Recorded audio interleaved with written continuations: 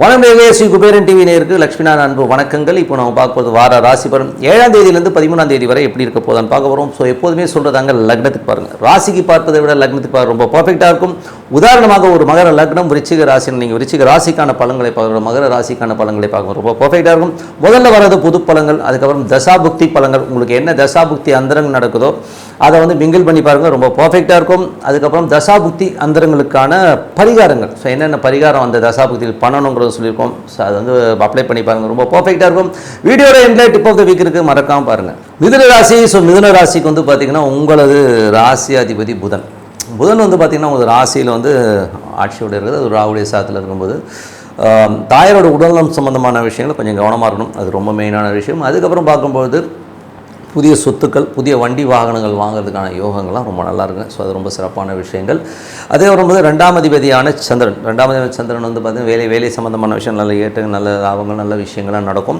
அதுக்கும் புதிய வாய்ப்புகள் கிடைக்கிறதுக்கான வாய்ப்புலாம் ரொம்ப நல்லாயிருக்கு. வெள்ளி சனியில் மட்டும் கொஞ்சமாக சின்னதாக ஒரு ஸ்ட்ரெஸ்ஸஸ் வந்து போகிறதுக்கான வாய்ப்புலாம் ரொம்ப கவனமாக இருக்கணும். குடும்பத்தில் வந்து கொஞ்சம் அந்த டைமில் வாக்குவாதங்கள் வரும், ஸோ அதை மட்டும் கொஞ்சம் பார்த்து நடந்துக்கணும்.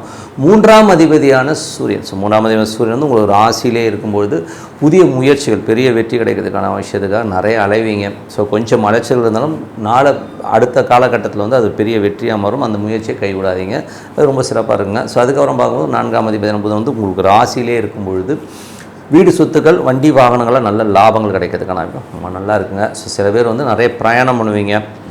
ஸோ தாயாரோட உடல்நலம் மற்றும் அது கொஞ்சம் கவனமாக பார்த்து ரொம்ப ரொம்ப நல்லது. 5ஆம் அதிபதியான சுக்கிரன். ஸோ 5ஆம் அதிபதியான சுக்கிரன் வந்து பார்த்திங்கன்னா உங்களுக்கு வந்து இப்போது 12 இருக்கும்பொழுது குழந்தைகளுக்காக நிறைய செலவு பண்ணுறமான விஷயங்கள் இருக்கும். ஸோ குழந்தைகளாக கொஞ்சம் அலைச்சல்கள் இந்த மாதிரி விஷயங்கள்லாம் இருக்கும். ஸோ எல்லாமே ஆல் இந்த கேம்னு வச்சுமே, ஸோ அது கொஞ்சம் இருக்க தான் செய்யும். அதுக்கப்புறம் சில பேர் ஆன்மீக சுற்றுலா போகிறதுக்கான ரொம்ப நல்லாயிருக்கு.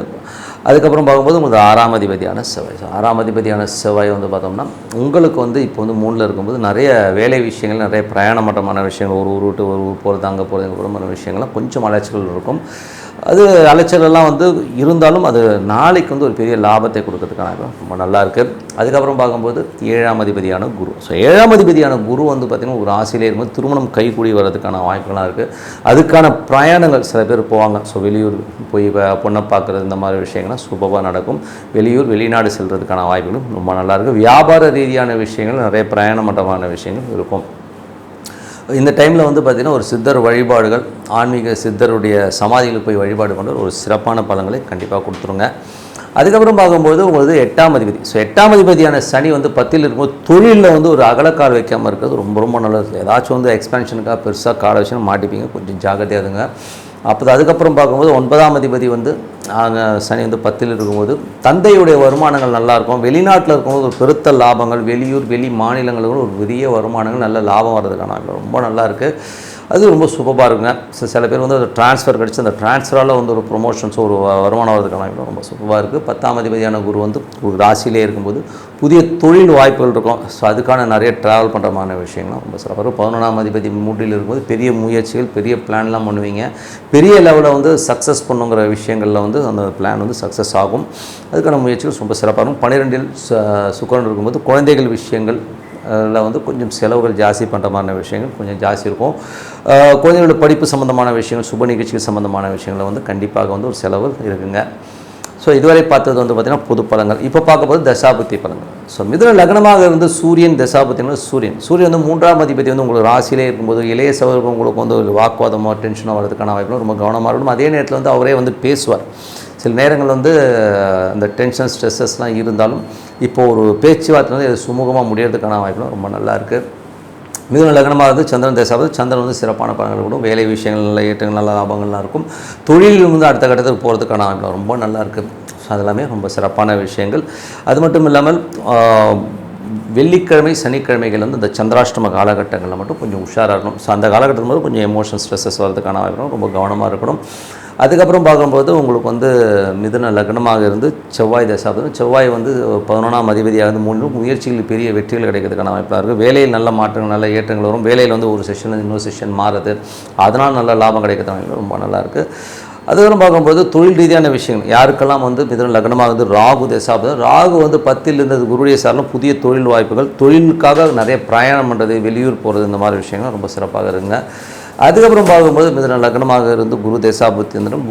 குரு வந்து பார்த்திங்கன்னா 10th ராசியில் புதிய தொழில் வாய்ப்புகள் கிடைக்கும். அதுக்கான பிரயாணங்கள் அதிகமாக, ஏன்னா ராகுடைய சாரத்திலும் நிறைய பிரயாணங்கள் பண்ணுற மாதிரி விஷயங்கள் கண்டிப்பாக கொடுக்குங்க. ஸோ அது ஒரு சிறப்பான விஷயம். கணவன் மனைவியினோட சின்ன சின்ன ஈகோ கிளாஷஸ் வரும். இதுக்கான பரிகாரம்னா நீங்கள் சித்த சமாதிகளுக்கு இப்போ போய் வழிபாடு பண்ணும்போது நல்ல ஒரு விஷயம், நல்ல மாற்றங்கள் கிடைக்கிறதுக்கான ரொம்ப சிறப்பாக இருக்குது. மிதுன லக்னமாக இருந்து சனி தசாபுத்தி வந்துடும். சனி வந்து பார்த்திங்கன்னா உங்களுக்கு வந்து இப்போ 10ல் இருக்காருங்க. ஸோ தொழில் ரீதியான விஷயங்களை ஒரு பெரிய பிளான் போட்டு பெரிய சக்ஸஸுக்காக முன்னேறுவீங்க. பட் அகலக்கால் வைக்காமல் இருக்கிறது நல்லது. ஏன்னா ஒரு 8ஆம் அதிபதியாகவும் இருக்கிறனால கொஞ்சம் கவனமாக இருக்கிறது ரொம்ப ரொம்ப நல்லதுங்க. மிதுன லக்னமாக இருந்து புதன் தசாபுத்தி இருந்தாலும் புதன் வந்து பார்த்திங்கன்னா 4ஆம் அதிபதி உங்களுக்கு ராசியில் அம்மா கோச்சிக்கிட்டு போயிருந்தாலும் இப்போ வந்து சேருவதற்கான வாய்ப்பு இருக்குது. கொஞ்சம் நிறைய ஒரு படிப்புகள் சம்மந்தமான விஷயங்கள் ஆராய்ச்சி பண்ணுறவங்களும் பெரிய சக்ஸஸ் வர்றதுக்கான வாய்ப்புலாம் ரொம்ப நல்லா இருக்குது. ஒரு நாலேஜ், பெரிய ஒரு நாலேஜ் உங்களுக்கு கிடைக்கிறதுக்கான வாய்ப்பும் ரொம்ப சிறப்பாக இருக்குது. சில பேருக்கு நிறைய பிரயாணம் பண்ணுறமான விஷயங்களும் கண்டிப்பாக ஏற்படுத்தும்.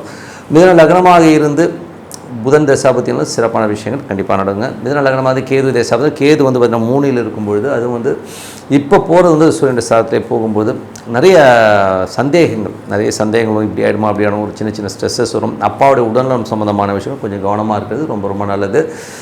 மிதுன லக்னமாக இருந்து சுக்கிரன் தசாபத்தி வந்து சுக்கிரன் வந்து பார்த்திங்கன்னா உங்களுக்கு 12ல் இருக்குங்க. ஸோ குழந்தைகளுக்கான நிறைய விரயங்கள் ஆகிறதுக்கான வாய்ப்பு, சுப நிகழ்ச்சிகள் சார்ந்த விஷயத்துக்காக கொஞ்சம் விரயமாரமான விஷயங்கள் இருக்கும். ஸோ எல்லாமே சிறப்பு தான்.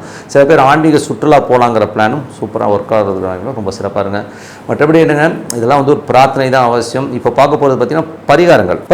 ஸோ பரிகாரங்கள் வந்து பார்த்திங்கன்னா சூரியன் தசாபுத்தி அந்தரங்கள் நடக்கிறவங்க என்ன மாதிரி பரிகாரம் பண்ணணும் அப்படின்போது, சூரியன் தசாபுத்தி அந்தரங்கள் நடக்கிறவங்க வந்து யாராவது வயதானவர்களுக்கு வந்து ஆடை வாங்கி கொடுக்குறது, ஒரு துணி மணி எடுத்து கொடுக்குறதுனால நல்ல லாபங்கள், அவங்களுக்கு ஒரு சாப்பாடு வாங்கி கொடுக்குறது சிறப்பான விஷயங்கள் நடக்கும். ஸோ அது வந்து சூரிய தசாபுத்தி அந்தரம் நடக்கும், கண்டிப்பாக பண்ணுங்க. ஸோ அதுக்கப்புறம் சந்திரன் தசாபுத்தி அந்தரம் நடக்கும்போது ஏதாவது சாப்பாடோ அரிசியோ தேவையானவங்க ஒரு கஷ்டப்படுறவங்க ஒரு 5 கிலோ அரிசி வாங்கி கொடுக்குறது, இல்லை சாப்பாடு வாங்கி கொடுக்குறது. அதுவும் வந்து எப்போ வாங்கி கொடுக்கணும் போது உங்கள் திங்கட்கிழமைகளில் வந்து வாங்கி கொடுக்க ரொம்ப சிறப்பான பலன்களை கண்டிப்பாக கொடுக்குங்க. ஸோ யாருக்கெல்லாம் வந்து செவ்வாய் தசாபுத்தி அந்தரம் நடக்குது, செவ்வாய்க்கிழமைகளில் வந்து பார்த்திங்கன்னா தோரம் பருப்பு வந்து தானம் பண்ணுறது ரொம்ப ரொம்ப சிறப்புங்க. ஸோ அது வந்து ரொம்ப சூப்பராக இருக்கும். அப்படி என்னால் தோரம் பருப்புலாம் வாங்கி கொடுக்க முடியாது. செக்யூரிட்டி கார்ட்ஸ் இருக்காங்களா, பாவம் ரொம்ப கஷ்டப்படுற செக்யூரிட்டி கார்டுக்கெலாம் வந்து ஏதாவது சாப்பாடு வாங்கி கொடுக்குறது, அவங்களுக்கு ஒரு காசு கொடுக்குறது வந்து ரொம்ப சிறப்பான பலன்களை கண்டிப்பாக ஏற்படுத்தும்.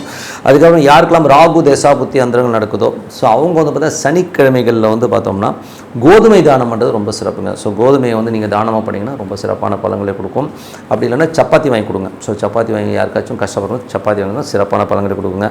யாருக்கெல்லாம் வந்து குரு தசாபுத்தி அந்தரங்கள் நடக்குதோ அவங்களுக்கெல்லாம் பார்த்திங்கன்னா உங்களுக்கு வந்து பார்த்தீங்கன்னா என்ன மாதிரி விஷயங்களை பண்ணும்போது மொச்சை பயிர்களை வாங்கி கொடுக்குறது ரொம்ப நல்லது.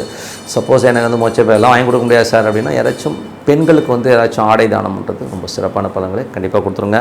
அதுக்கப்புறம் பார்க்கும்போது யாருக்கெல்லாம் வந்து சனி தசாபுத்தி அந்தரங்கள் நடக்குதோ, ஸோ அவங்க வந்து என்ன பண்ணணும் போது சாப்பாடு யாருக்காச்சும் வந்து சனிக்கிழமைகளில் வந்து சாப்பாடு வாங்கி கொடுக்குறது, இல்லை கஷ்டப்படுறவங்க ஒரு 5 கிலோ அரிசி வாங்கி கொடுக்குறது, இந்த மாதிரி விஷயங்களும் ரொம்ப சிறப்பான பலன்களை கண்டிப்பாக கொடுக்குங்க. யாருக்கெல்லாம் புதன் தசாபுத்தி அந்தரங்கள் நடக்குதோ, புதன் வந்து பார்த்திங்கன்னா உங்களுக்கு வந்து யாருக்கா சின்ன குழந்தைங்களுக்கு வந்து பென்சில் பேனா ஃபீஸ் கட்டுறது எல்லாமே ரொம்ப சிறப்பான. அது மட்டும் இல்லைன்னா ஒரு கோதுமை வாங்கி கொடுக்கலாம். ஸோ கோதுமையோ இல்லாட்டி வந்து ஒரு சப்பாத்தி ஏதாச்சும் வாங்கி கொடுத்து சிறப்பான பலன்களை கண்டிப்பாக கொடுத்துருங்க. அதுக்கப்புறம் பார்க்கும்போது யாருக்கெல்லாம் கேது தசாபுத்தி அந்தரங்கள் நடக்குதோ, ஸோ அவங்கெல்லாம் வந்து என்ன மாதிரி விஷயங்களே பண்ணணும் அப்படின்னும் போது அவங்க வந்து மொச்சை பயிர்களை வந்து தானம் பண்ணுறது ரொம்ப சிறப்புங்க. ஸோ மொச்சை பயிரில் வந்து பார்த்திங்கன்னா கொடுக்கலாம். அப்படி இல்லைனா யாராச்சும் பெண்கள் யாராச்சும் வந்து கஷ்டப்படுற பெண்களுக்கு வந்து துணிமணி தானம் பண்ணுறது ரொம்ப சிறப்பான பலன்களை கொடுக்குங்க. ஸோ அதுக்கப்புறம் வந்து வேறு என்னங்க, மற்றபடி வந்து எல்லாமே சிறப்பு தான். என்னை பொறுத்தவரை வந்து பார்த்திங்கன்னா இந்த தானம் தர்மங்கள் வந்து அந்த கிழமைகளில் பண்ணும்போது சிறப்பான பலன்களை கண்டிப்பாக கொடுத்துரும். இப்போ பார்க்க போகிறது பார்த்திங்கன்னா tip of the week. So tip of the வீக்கில் வந்து இப்போ நம்ம பார்க்க போகிறது நிம்மதியான வாழ்க்கை வாழ என்ன பரிகாரங்கிறத பார்க்க போகிறோம். ஸோ நிம்மதியான வாழ்க்கைன்னும் போது நிறைய பேருக்கு வந்து நிறைய குறைகளோட நிறைய சிக்கல்களோடு தான் இருக்கும். ஸோ எனக்கு வந்து இது ஜாதகம் இல்லை சார் இது இல்லைன்னா நீங்கள் ஒரே விஷயத்தை பர்ஃபெக்டாக பண்ணிவிட்டோம். ஒரு பர்டிகுலர் டைம் அதை வந்து விடிய காலையில் இருக்கிறது வந்து ரொம்ப ரொம்ப நல்லதுங்க. ஸோ அது வந்து நம்ம ரொம்ப பிரம்ம முகூர்த்த வேலைன்னு சொல்லுவோம். பிரம்ம முகூர்த்த வேலைங்கிறது வந்து விடிய காலையில் 3 மணிலேருந்து ஸ்டார்ட் ஆகி 6 மணி வரை இருக்கும். நீங்கள் அதுக்குள்ளே நீங்கள் 4:30 மணிக்கு எழுந்திரிக்கலாம், 5 மணிக்கலாம். பட் அந்த டைம்ங்கிறது ரொம்ப சூப்பரான ஒரு டைமாக இருக்கும். அந்த காலகட்டத்தில் வந்து நம்ம வந்து ஒன்றும் இல்லை, ஒரு சின்னதாக விளக்கு, நீங்கள் எந்த மதமாக இருந்தாலும் சரி என்ன மதம் இருந்தாலும் சரி ஒரு விளக்கு ஏற்றிட்டு அமைதியாக உட்காந்து உங்களுக்கு பிடிச்ச இஷ்ட தெய்வம் எதுவாக வேணால் இருக்கலாங்க. இஷ்ட தெய்வமாக இருக்கலாம், இல்லை உங்கள் குலதெய்வமாக இருக்கலாம், ஏதாக இருந்தாலும் சரி அந்த விளக்கு ஏற்றிட்டு உட்காருங்க. அதுக்கு நீங்கள் வந்து என்னை குளித்து நான் ரொம்ப க்ளீனாக அப்படியே வந்து குளித்து பட்டையெல்லாம் அடிக்கணும்னா நான் சொல்லவே இல்லை. பூ போடணும், அது போடணும், வத்தி இருந்தாலும் ஒன்று சும்மா ஒரு விளக்கு ஏற்றிட்டு ஜஸ்ட்டு உட்காந்து மெடிடேஷன் பண்ணுங்கள். உங்கள் தெய்வத்தை ஜெபம் பண்ணுங்கள். ஸோ உதாரணமாக ஒரு கணபதினு வச்சுன்னா ஓம் மகாலன் ஓம் மகாலன். இப்போ எனக்கு கடன் தொல்லை இருக்குது, வழக்கு தொல்லை இருக்குன்னா கணபதியை வேண்டுங்க.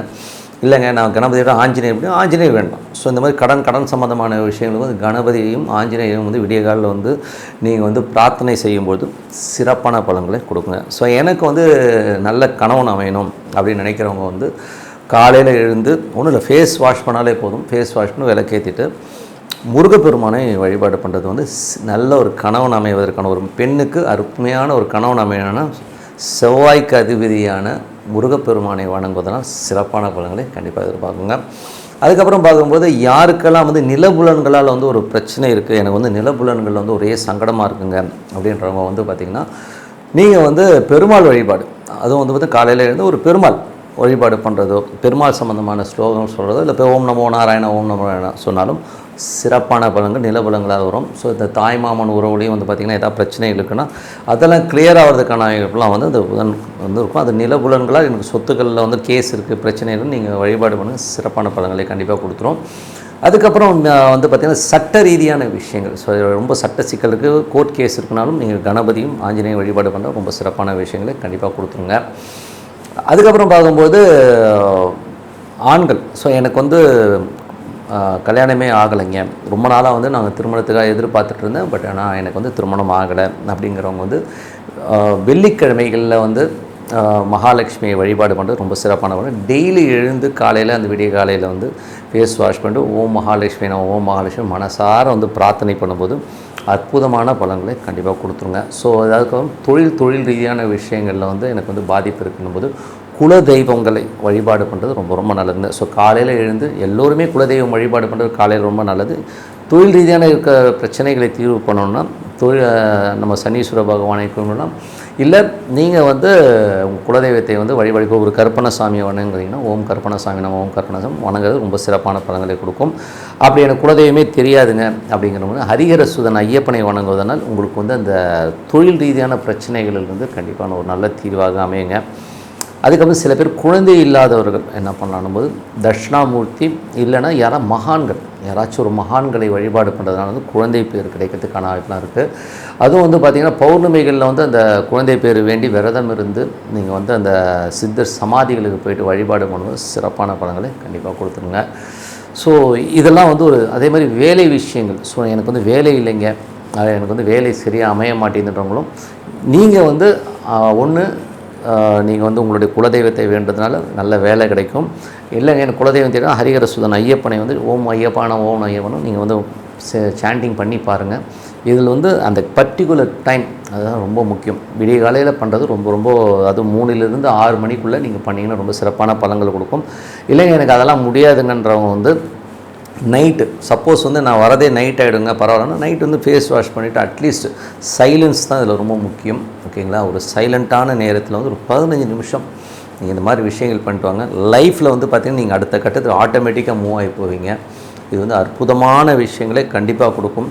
இன்னொரு பெரிய விஷயம் என்னென்னா உங்களை வந்து காப்பாற்றுற தெய்வம் இருக்கும். உங்கள் ஜனனகால ஜாதகத்தில் வந்து கர்ணன் ஒன்று இருக்கும். இந்த கர்ண தேவதைக்கு என்ன சாமிங்கிறத பார்த்து அதை நீங்கள் வந்து வணங்கினீங்கன்னா சிறப்பான பலன்களை கொடுத்துருங்க. ஸோ வந்து ரொம்ப சிறப்பான பலன்கள் இந்த வழிபாடு தொடருங்கள். அற்புதமான விஷயங்கள் உங்களுக்கு கைக்கு வரும். உங்கள் வாழ்க்கையில் அடுத்த கட்டத்துக்கு கண்டிப்பாக முன்னேறுவீங்கன்னு சொல்லிட்டு உங்களிடம் விட இருக்குது உங்கள் லக்ஷ்மி நாராயணன். எங்கள் சேனலை சப்ஸ்கிரைப் பண்ணுங்கள். நன்றி. ஸ்ரீ குபேரன் டிவியை பார்த்தமைக்கு நன்றிகள். மேலும் இது போன்ற தகவல்களை தெரிந்து கொள்ள ஸ்ரீ குபேரன் டிவியை சப்ஸ்கிரைப் செய்யுங்கள். மறக்காமல் பெல் ஐக்கானை கிளிக் செய்யுங்கள்.